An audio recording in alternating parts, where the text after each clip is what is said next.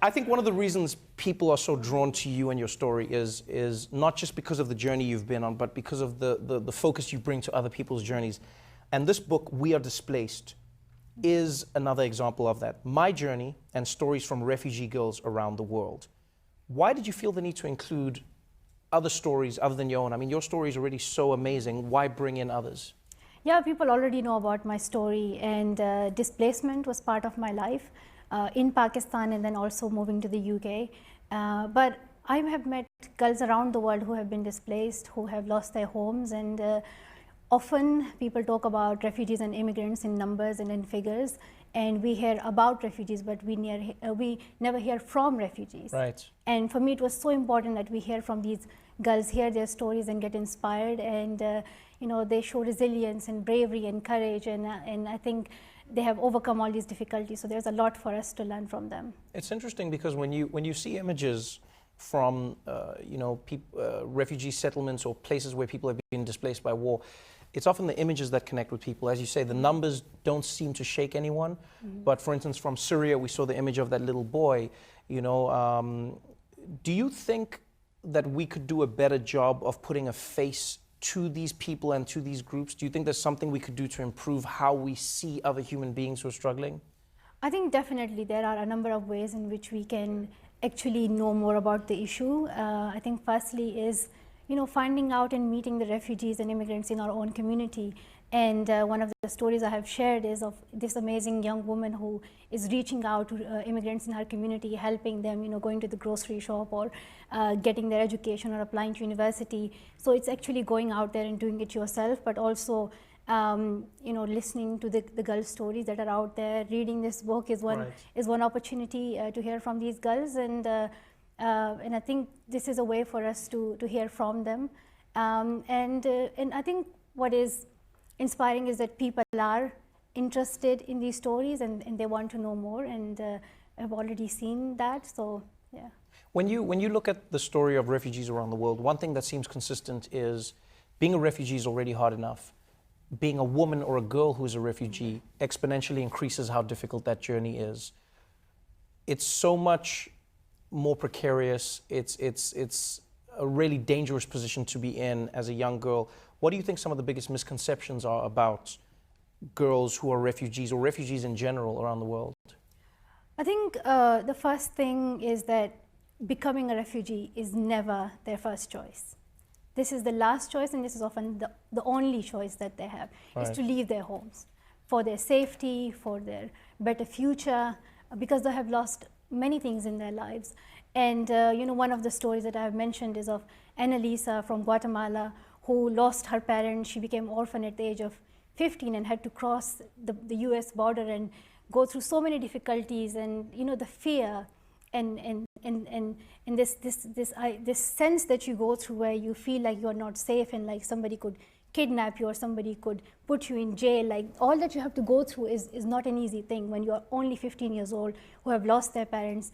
And so it just reminds us of the courage that these people have, but also the fact that, you know, we need to look at it from a more a human eye, from a human angle, and understand what would we be in a situation, how would we react in such a situation, what would we personally be when we also face the same kind of conflicts or wars or other things that force us to leave our homes. You recently spoke in Australia, and you spoke out against their policy of turning away boats of refugees that had landed on their shores or had come close to their shores.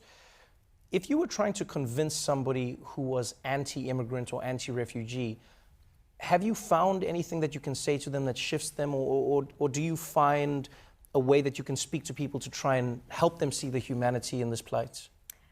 Well, I've been trying it for a while, and I think it is difficult to convince people, but I think for me, the best way to know about is, I think oftentimes people do not know enough. They have not met a refugee person. They have not talked to a refugee girl and what she has gone through. So I think it's important for people to actually go and talk to people. That's the best way to integrate. And my father often says that, you know, if you want to know about a Muslim man or a Muslim person, do not know them through the news, but rather go and visit your next door neighbor who's a Muslim and talk to them. So I think talking to people is important, but also go and look for facts and figures of how immigrants and refugees have contributed to the global economies, and how, for instance, take the US, how refugees and immigrants have built this country at the level that it is right now. And also just look at the human side of why people leave their homes. Right. And it is not that simple. It is never their first choice, and it is often the difficulties that they face that push them out of their houses. And for me personally, when we were leaving Swat Valley, our hometown, that was because it was not safe to stay there.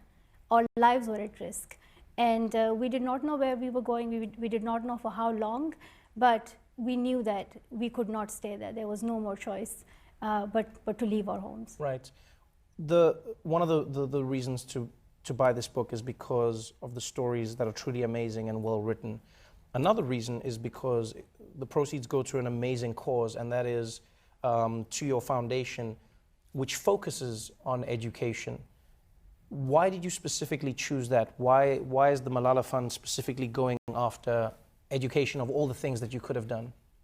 Well, firstly, because I remember the time when my own education was banned by these extremist groups called the Taliban, and I remember waking up, I think 10 years ago, exactly 10 years ago. It was the month of January 2009 that I woke up one morning and girls' education was completely banned, and no girl was allowed to go to school. And I realized that my future was taken away from me. My dreams were taken away from me. I was just limited to the house. I could not go and learn. I could not go and study. I could not go and become a doctor or a teacher or an engineer. And for many girls, the only way towards empowerment is learning and is getting their education, doing a job, and then standing on their own 2 feet. So for me, education is crucial for every girl's empowerment. But also the fact that if half of the population of the world does not get education, if they are not empowered, then the world is losing. We all are losing. So education is crucial for me, especially the education of women, because when we educate women, this allows us to grow economies. Educating all girls up to secondary level would add up to $30 trillion to the world economy. It helps us to tackle climate change. It helps us reduce poverty, fight against early child marriages, the cultural norms and traditions that are out there that are discriminating women. It has so many advantages. And I was one of the victims, and I was one of those girls, and I know that it is crucial for all girls to go and learn, and also the benefits that education brings to the world as well. And refugees' children's education is equally important, especially the young girls who oftentimes in the refugee camps, they are forced to get married. For instance, in Lebanon, like 41% of the Syrian refugee girls get married before the age of 18. So that's why we started Malala Fund, and the work is focused on the education of girls, especially complete education, not just primary, but complete primary and secondary education, safe and quality education, to ensure that, and for that we invest in local leaders and local educators. For instance, like in Lebanon, one of our activists is going out and talking to the girls' parents, right, and the local religious leaders, and convincing them to send their daughters to school. Or one of our activists is using this digital device that works in the absence of electricity and internet to educate girls in the refugee camps. In Brazil, we have activists. In Pakistan and Afghanistan, we have activists who are reaching out and doing work at the local level.